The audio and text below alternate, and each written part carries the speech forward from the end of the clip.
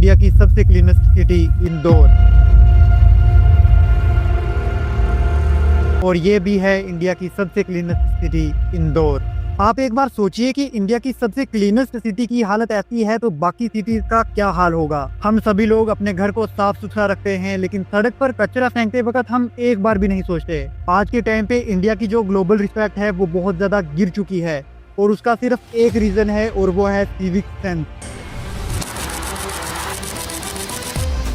हमारे देश में लोग हजारों रुपए खर्च कर देते हैं कॉन्सर्ट की टिकट खरीदने में, लेकिन जब बात आती है कचरा उठा करके डस्टबिन में डालने की, तब इनका ज़मीर रो देता है। आप सभी लोग एक बार ये वीडियो देखो। क्या है फॉरेन? कुछ भी नहीं है फॉरेन में भाई। अगर यही चीज हम अपने यहाँ बनाना चाहे ना, वो भी बन सकता है, बट थोड़ा सा सपोर्ट हमारी गवर्नमेंट का, कुछ लोगों का भी बहुत इंपॉर्टेंट है। क्यों, क्या दिख रहा है यहाँ पे? कुछ भी नहीं। क्या है, पेड़ पौधे तो हमारे यहाँ भी है, सब यहीं पे है, बिल्डिंग हमारे यहाँ पे भी है, नदियां हमारे यहाँ पे भी है, बस फर्क क्या पड़ता है? साफ सफाई का।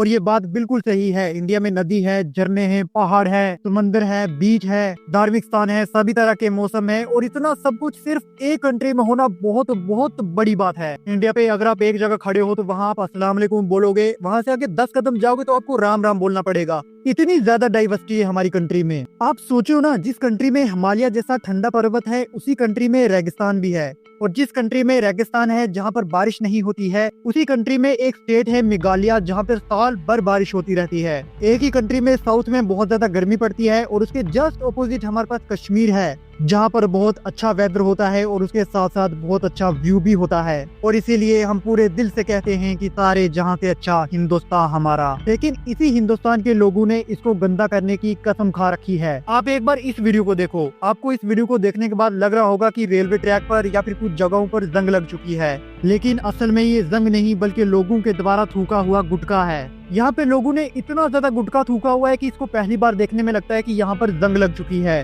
होता क्या है कि जहाँ पर भी लोग देखते हैं कि यहाँ पर पहले से थोड़ी सी गंद पड़ी हुई है, अगर हम इसमें थोड़ी गंद और डाल देंगे तो क्या ही हो जाएगा। हम सोचते हैं कि ये जगह तो पहले से ही गंदी है, इसे हम थोड़ा सा और गंदा कर लेंगे तो क्या ही हो जाएगा। और हमारी यही सोच हमारे देश को इतना ज्यादा गंदा बना रही है कि आप सोच भी नहीं सकते। 2 अक्टूबर 2014 को मोदी जी स्टेज पर आते हैं और कहते हैं, महात्मा गांधी ने जिस भारत का सपना देखा था, एक स्वच्छ एवं विकसित देश की कल्पना की थी। अब हमारा कर्तव्य है कि गंदगी को दूर करके भारत माता की सेवा करें। और इसका एम बिल्कुल सिंपल था कि इंडिया को पूरा साफ सुथरा बनाना, और इसके 2 गोल थे। सबसे पहला था कि हर घर में टॉयलेट हो ताकि कोई भी बाहर टॉयलेट ना जाए, और दूसरा था कि सिटी और गांव दोनों ही साफ रहें, कचरा वहां पर ना पड़ा रहे।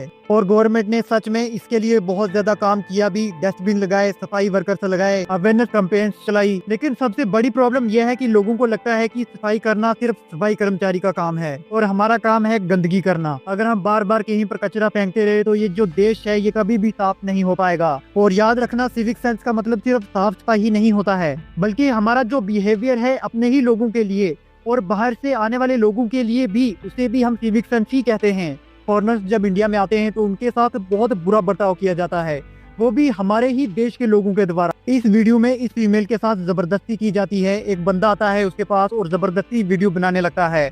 आप देख सकते हो जो फीमेल है वो कितना ज्यादा अनकंफर्टेबल फील कर रही है। अब सोचो इस फीमेल के मन में क्या चल रहा होगा। ये कभी भी अपनी लाइफ में वापिस इंडिया आने का सोचेगी? और कुछ लोगों ने तो ठेका ही ले रखा है भारत की इमेज को खराब करने का।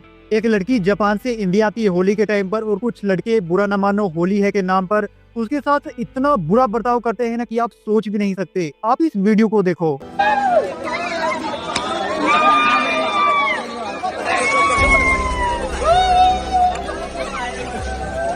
जब यहाँ पर फॉरेनर्स ट्रैवल करते हैं तो हम लोग सोचते हैं कि उनके पास तो बहुत ज्यादा पैसा होगा, इनसे हम जितना भी पैसा ले ले इन्हें कम थोड़ी ना पड़ेगा, और फिर उनसे हम पैसे लेने लग जाते हैं, और इस तरह से उनके साथ बहुत बड़े बड़े स्कैम हो जाते हैं। आज के टाइम पे हम अपने धर्म के नाम पर, अपने त्योहारों के नाम पर अपने ही देश को खराब कर रहे हैं, और अपने ही धर्म का, अपने ही देश का मजाक बना रहे हैं।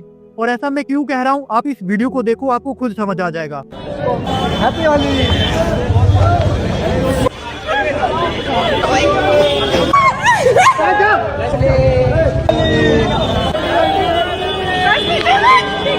कैसे यहाँ पे कुछ लोग औरतों को, बहनों को त्योहारों के नाम पर उनके साथ जबरदस्ती कर रहे हैं, उन्हें कलर लगा रहे हैं। और बात यहाँ पे सिर्फ कलर तक सीमित नहीं है, वो कलर लगाने के बहाने इनके प्राइवेट पार्ट्स को टच करना चाहते हैं। लोग कहते हैं बुरा ना मानो, होली है, तो इसका ये मतलब नहीं है कि आप कुछ भी करोगे, बदतमीजी करोगे। और अगर आपको लगता है कि इंडिया की पॉपुलेशन बहुत ज्यादा है, बढ़ रही है, इस वजह से इंडिया गंदा है, तो ऐसा बिल्कुल भी नहीं है।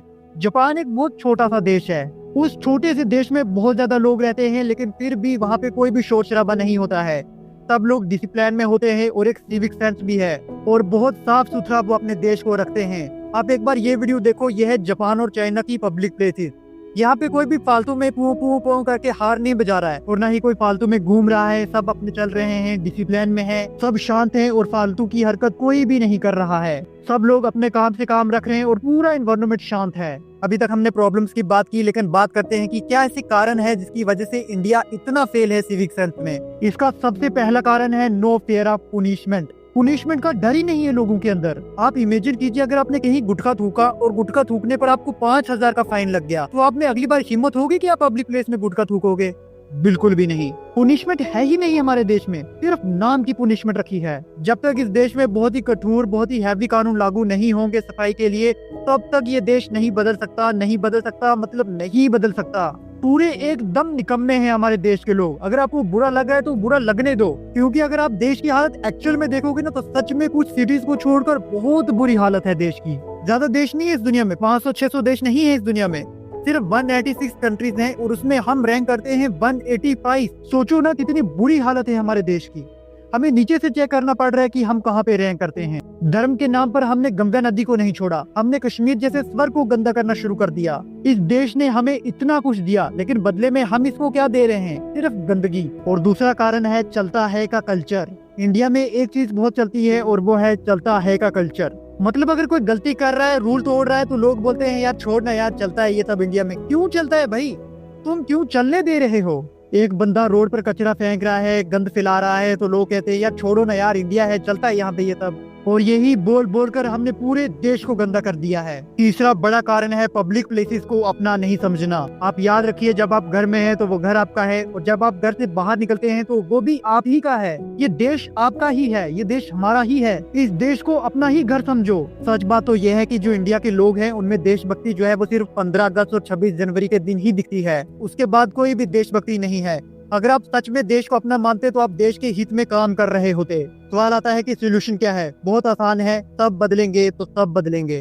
सब लोग कचरा इसीलिए फैलाते हैं क्योंकि सब कचरा फैलाते हैं। एग्जाम्पल से समझिए कि आप एक एयरपोर्ट पे जाते हो, वहाँ पे सब कुछ साफ सुथरा होता है, सारे अच्छे लोग हैं, वहाँ पे कोई पान नहीं थूक रहा है, गंदगी नहीं कर रहा है, तो क्या आपका मन करेगा वहाँ पे गंदगी करने का? आपका मन करेगा वहाँ पे पान थूकने का? बिल्कुल भी नहीं। अगर आप वहाँ पे गंदगी करोगे, पान थूकोगे, तो आप एक मूर्ख दिखोगे वहाँ पर। वहीं अगर आप किसी बस स्टैंड पे चले जाओ, किसी लोकल प्लेस में चले जाओ, वहाँ आप गंद फैलाओगे, क्योंकि सब लोग गंद फैला रहे हैं वहाँ पर। इसीलिए सोल्यूशन यह है कि सब बदलेंगे तो ही सब बदलेंगे, और सबको बदलने के लिए पहले आपको खुद बदलना पड़ेगा। जब आप बदलोगे तो आपके आसपास के लोग बदलेंगे, आपके दोस्त बदलेंगे, फिर उनको देखकर कुछ और लोग बदलेंगे, और इस तरह एक छोटा सा स्टेप कुछ लोगों में अवेयरनेस फैला देगा। इस तरह एक छोटा सा बदलाव आपके थ्रू आ सकता है। दूसरा रीजन जिस पर हमने पहले भी बात की थी, पुनिशमेंट का डर ही नहीं है लोगों के अंदर। स्ट्रिक्ट रूल यहाँ पे लागू हो जाने चाहिए लोगों पर।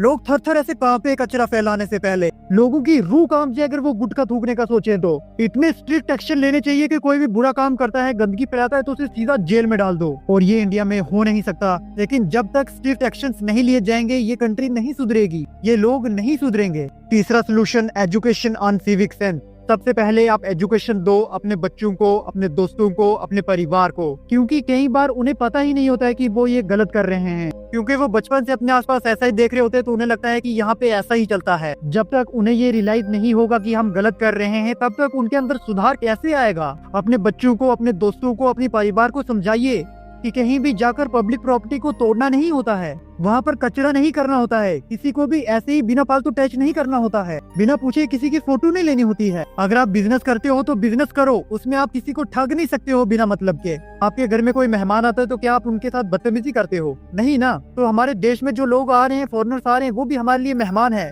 तो उनके साथ भी हमें बदतमीजी नहीं करनी है। मैं चाहता हूँ जिसने भी इस वीडियो को देखा है वो आगे 5 लोगों को ये वीडियो शेयर करे, ताकि उनके अंदर भी थोड़ा सा सुधार आए, वो भी आगे 5 लोगों को शेयर करे और थोड़ी अवेयरनेस फैले। और ऐसी ही वीडियोस जो आपके लिए फायदेमंद होती हैं, उससे आपकी ग्रोथ होती है, ऐसी वीडियोस मैं चैनल पर डालता रहता हूँ, इसीलिए चैनल को सब्सक्राइब जरूर कर देना।